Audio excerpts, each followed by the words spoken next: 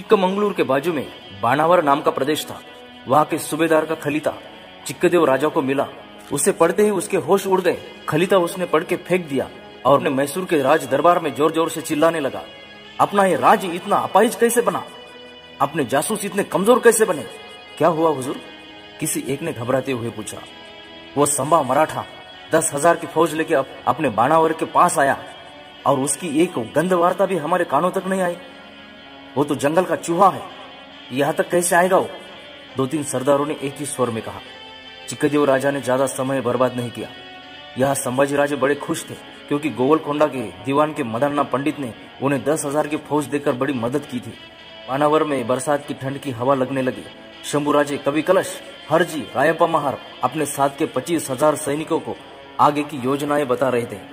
1-2 दिन में ही त्रिचन्नापल्ली, चिक्कमंगलूर पर आक्रमण बोल देंगे, कावेरी नदी का संपन्न प्रदेश लूट लेंगे, ऐसी गुप्त योजनाएं बनने लगी थी। बसप्पा नाइक शंभू राजा को कहने लगा, गुजरे कई सालों से चिक्कदेव राजा की ताकत दुगनी हो गई। उसके मैसूर नामक राजधानी पर हमला करना कोई मामूली बात नहीं। हम एकाएक मैसूर पर हमला करने के बजाय त्रिचन्नापल्ली पर हमला करेंगे। पहले चिक्कदेव राजा को बाहर निकालेंगे, मैदान में लाएंगे और खत्म कर देंगे उसे। इतने में खबर आई कि 15,000 की फौज लेके खुद चिक्कदेव हम पर आक्रमण करने आ रहा है। आज शाम तक हमारे फौज को उसकी फौज भिड़ेगी।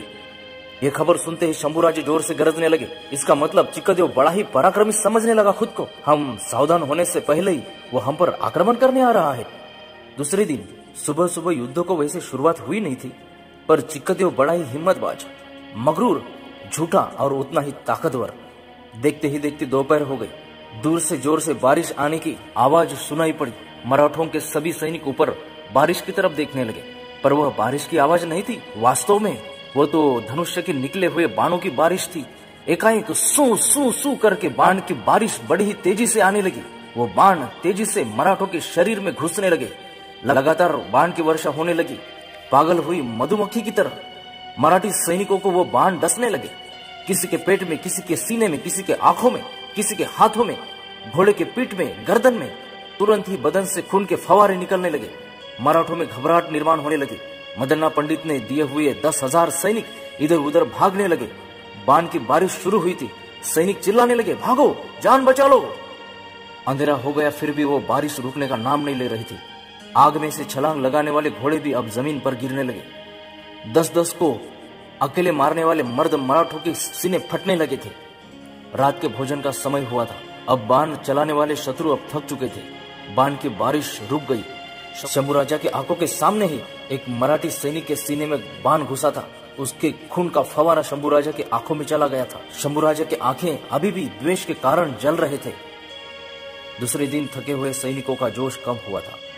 जख्मों पर मरहम पट्टी बांधी जा रही थी। शंभू राजा के भी दाएं बाजू पर बाण लगा था। वो जख्म पीड़ा दे रही थी। जोत्याजी केसरकर, कवि कलश, रायप्पा महार बड़े निराश हो चुके थे।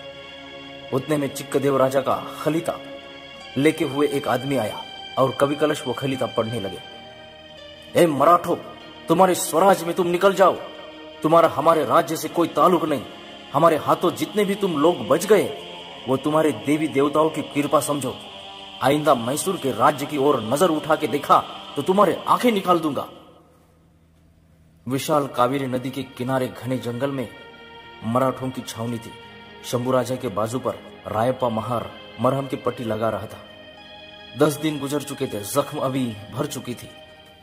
उतने में बसप्पा नाइक शंभू राजा के सामने आया। कहने लगा, शंभू राजा, किस लिए इस जंगल में बैठे हाथ पे हाथ रखकर? किसी एक लड़ाई हारने से सब कुछ खत्म नहीं होता। जाओ अपने स्वराज को संभालो, फिर नए जोश के साथ फिर से मैसूर पर आक्रमण करना।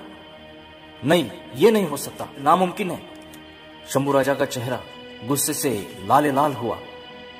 हमारे गले में पराभव की माला पहन के हम हमारे स्वराज में नहीं वापस जाने वाले। हमें पराभव का सामना करना पड़ेगा। इस चिक्कदेव को तो मैं सबक सिखाए बगैर वापस नहीं जाऊंगा। और देखते ही देखते संभाजी राजा की विलक्षण युद्ध नीति की नजर इधर उधर घूमने लगी।